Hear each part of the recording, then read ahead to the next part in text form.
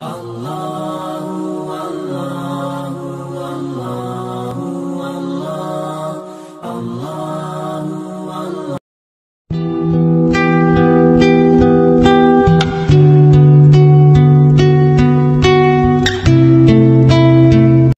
adab berpuasa. Dianjurkan bagi orang yang berpuasa untuk memperhatikan beberapa adab berikut ini. Pertama, makan sahur. Diriwayatkan dari Anas radhiyallahu taala anhu bahwasanya Rasulullah shallallahu alaihi wasallam bersabda yang artinya, "Makan sahurlah kalian karena sesungguhnya pada sahur itu terdapat keberkahan. Walaupun hanya dengan seteguk air, itu sudah terhitung makan sahur." Berdasarkan hadis Abdullah bin Amr radhiyallahu taala anhuma, beliau berkata, Rasulullah shallallahu alaihi wasallam bersabda yang artinya, "Makan sahurlah kalian meski hanya dengan seteguk air."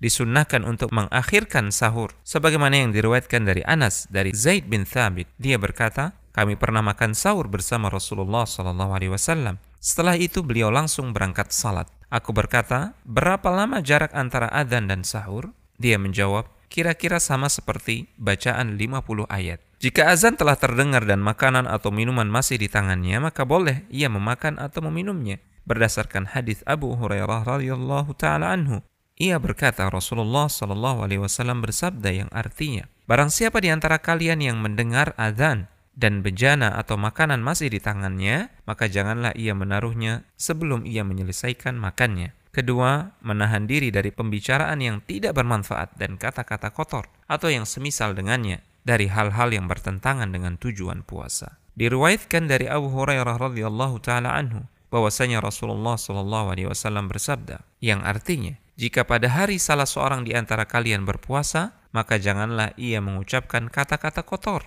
membuat kegaduhan, dan tidak juga melakukan perbuatan orang-orang yang bodoh.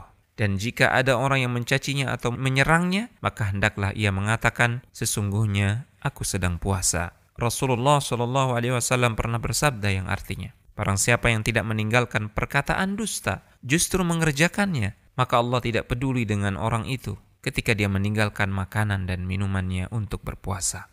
Ketiga, bersikap dermawan dan memperbanyak membaca Al-Quran.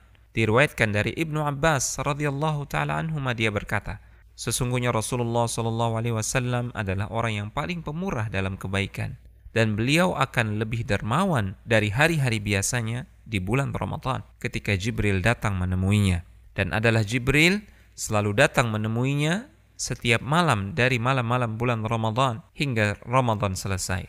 Rasulullah shallallahu alaihi wasallam membacakan Al-Quran kepada Jibril, dan di saat ia bertemu Jibril, beliau lebih pemurah, lebih dermawan dibanding angin yang berhembus dengan lembut.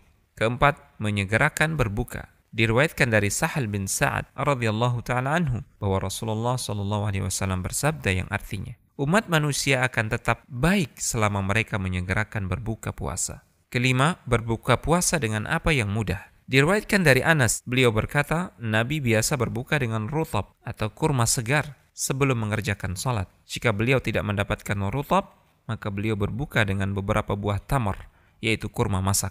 Dan jika tidak mendapatkan tamar, maka beliau berbuka dengan air.